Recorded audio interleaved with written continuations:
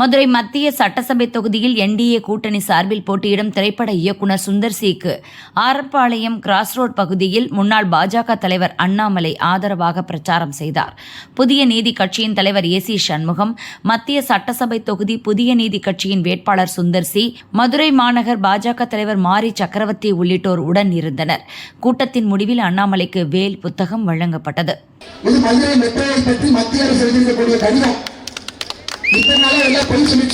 உண்மையை சொல்ல வேண்டும் என்றால் மாநில அரசு மதுரைக்கு மெட்ரோ வேண்டும் என்று கேட்கவே இல்லை. மறுபடியும் நான் சொல்றேன், உண்மையை சொல்ல வேண்டும் என்றால் மாநில அரசு கோயம்புத்தூருக்கு மட்டும்தான் மெட்ரோ வேண்டும் என்று கேட்டது. கோயம்புத்தூருக்கு எழுதின கடிதத்துல ஒப்புக்கு சப்பானியா மதுரைக்கு ஒரு மெட்ரோ கொடுங்கன்னு எழுதியிருந்தாங்க. அது எப்படி எழுதியிருந்தாங்கன்னா, அது ஆங்கிலத்தில் படித்துவிட்டு தமிழ்ல சொல்றாங்க. As regards Madurai Metro Rail project, it is stated the proposal has been examined. As per CMP of the project duly approved by state government, it has been mentioned that the current ridership is justifiable for BRTS.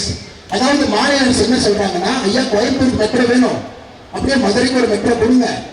ஆனா மதுரையில இன்னைக்கு நாங்க போட்டிருக்கக்கூடிய திட்டத்தின்படி metro ஒத்து வராது, எங்களுக்கு BRTS bus rapid transport system கொடுங்க அப்படின்னாங்கம்மா. ரோட்ல பஸ் போறதுக்கு மட்டும் ஒரு ரோடு, அங்க யாரும் டூ வீலர்லாம் போக கூடாதுங்கம்மா. அது பேர் பிஆர்டிஎஸ். அகமதாபாத்ல சில ஊர்ல இருக்கு. வேகமா பஸ் போற திட்டத்தை கொடுங்க. இதுதான் இவங்க எழுதின லெட்டர்ல பேரா 5.2.5ல மாநில அரசு எழுதிய கடிதத்துல அவங்க சொன்னதே, மதுரை மெட்ரோ சாத்தியம் இல்லை, எங்களுக்கு பிஆர்டிஎஸ் கொடுங்க.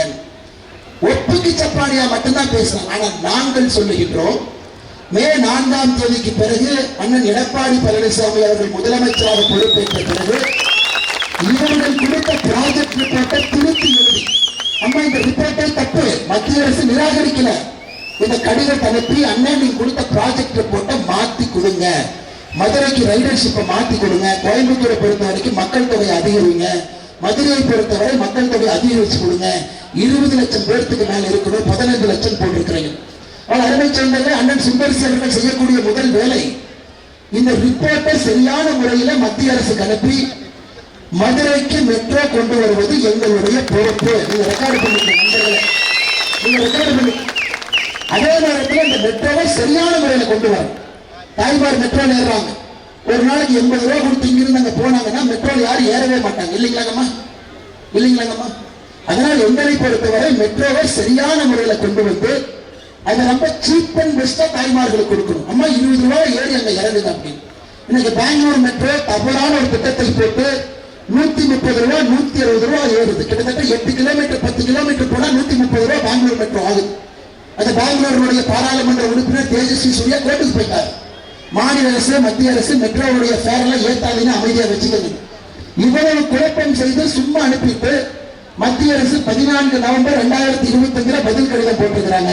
ஐயா இந்த ரிப்போர்ட்டுக்கு பதில் ரிப்போர்ட் அனுப்புங்க. 5 மாத காலம் ஆயிடுச்சு. 5 மாத காலம் இந்த ரிப்போர்ட்டுக்கு மத்திய அரசுக்கு பதில் கொடுக்க துப்பு இல்ல. மாநில அரசு பொய் சொல்லிட்டு சுத்திட்டு இருக்கிறாங்க. ஏதோ நாம் மெட்ரோவை தடுத்தது போல. அருமை சொந்தங்களே, இதை உறுதியாக எடுத்துக்கொள்ளுங்கள். மதுரைக்கு மெட்ரோ வந்தே தீர வேண்டும்.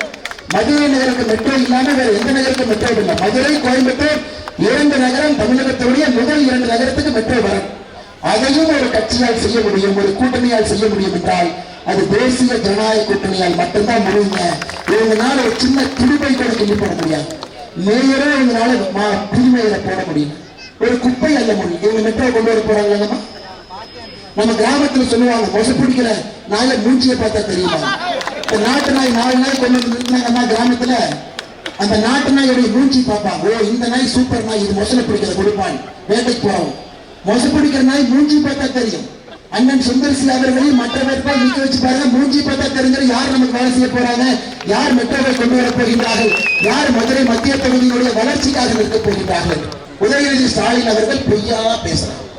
அவங்க தூங்கும் போது கனவுல வர்றத உண்மை நினைச்சு காலையில மைக் எடுத்து உளறிடுறாங்க. அம்மா நீங்க சொல்லுங்க, யாருக்காவது சிலிண்டர் தட்டுப்பாடு இருக்குதுங்களா? தாய்மார்களை நீங்க சொல்லுங்க. தாய்மார்கள் பணி சொல்ல மாட்டீங்க, உண்மை மட்டும்தான் சொல்லுங்க. தாய்மார்களை நீங்க சொல்லுங்க. வளைகுடால போர். அம்மா கேஸ் போய் கோபாலபுரத்துல போய் பரிச்சயமா கொண்டு வர முடியும்? அது சவுதி அரேபியால இருக்குது, கட்டாரில் இருக்குது, அங்கிருந்து கொண்டு வரும். இந்தியால கேஸே இல்லை. பாகிஸ்தான்ல 40% பெட்ரோல் விலை ஏற்றி இருக்கிறாங்க, ஸ்ரீலங்கால 30% ஏற்றி இருக்கிறாங்க. ஒரு பைசா பெட்ரோல் விலையை ஏத்தாம உங்களை எல்லாம் மோடி அரசு பாதுகாத்துக் கொண்டிருக்கிறார். எங்கேயோ ஏதோ ஒரு நாட்டிலேயோ கை காலில் விழுந்து ஒரு எண்ணெய் கப்பலை எப்படியோ கணக்க வச்சு இந்தியாவுக்குள்ள கொண்டு வந்து சிலிண்டர் கொண்டு வந்து நீங்க புக் பண்ணோன்னு 8வது நாள் உங்க வீட்டு வாசல்ல வச்சுட்டாங்க போயார்.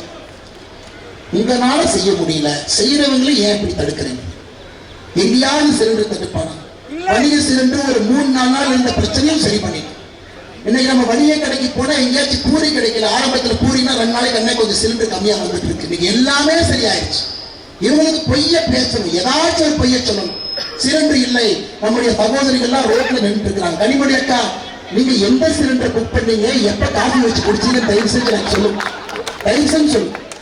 அக்கௌண்ட் உங்க பேர்ல இருக்குதா, நீங்க போன் பண்ணீங்களா, இல்ல உங்க வீட்டுக்கு சிலிண்டர் வந்ததா? எதுவுமே இல்லை. வீட்டு பக்கம் தான் போயிருக்கிறீங்களா?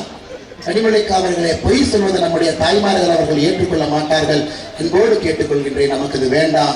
மதுரை மத்திய தொகுதியில் பொய் சொன்னாங்க. ஐயா, இன்னைக்கு எய்ம்ஸ் மருத்துவமனை, அம்மா எய்ம்ஸ் மருத்துவமனை தாமதத்திற்கு மத்திய அரசு எப்படி காரணமே இல்லை. நான் விளக்கறேன் கேளு. ஜெயலலிதா அம்மா எய்ம்ஸ் வேணும்னு கேட்டாங்க, மோடி அம்மையா எய்ம்ஸ் கொடுத்தாங்க. அது மதுரைக்கு வந்துருச்சு. மதுரைக்கு வந்த உடனே கொரோனா வந்துருச்சு. 2 ஆண்டு காலம் 2021 தான் அந்த வேலையை ஆரம்பிக்கும். அதன் பிறகு 2 ஆண்டுகள் நிலமே கொடுக்கல. ஜப்பான்ல இருந்து ஜெய்கான் ஒரு நிறுவனம் பணம் கொடுக்கணும் 1200 கோடி.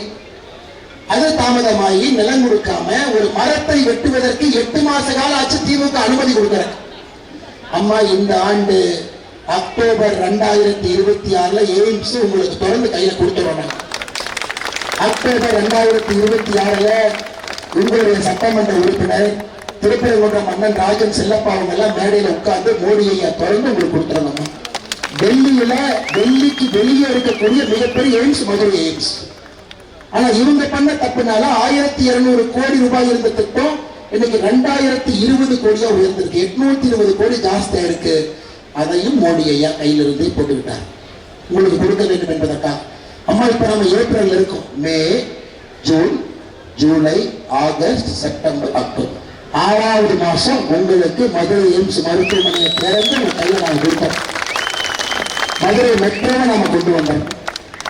நாம உங்ககிட்ட கேட்கறது இல்லங்கம்மா, ரெட்டலை சின்னத்தை ஜெயிக்க வைங்க. அண்ணன் சுந்தர்சி அவர்களை மதுரை மத்திய தொகுதியில் ஜெயிக்க வைங்க. அண்ணன் எடப்பாடி பழனிசாமி அவர்களை மே 4ஆம் தேதிக்கு பிறகு தமிழகத்தினுடைய முதலமைச்சராக நீங்க கொடுங்க. அவ்வளவுதான். மதுரை எளியவன் வரட்டும், சாதாரண மனிதன் வரட்டும், உங்களுடைய குரல்களை வழிகளை அவருடைய வழியாக பேசும். 2 வாட்ச் கட்டுறவங்க எல்லாம் வேண்டாங்கம்மா. நமக்கு எதுக்கு 2 வாட்ச் கட்டுறாங்க? எதிர்த்தாலும் அகட்டி உதட்டி பேசுறது வேண்டாம். மிராஸ்தாரர் தோரணை வேண்டாம். அரசியல்லாம் மாறிடுச்சுங்க. அதெல்லாம் ஒரு காலம்.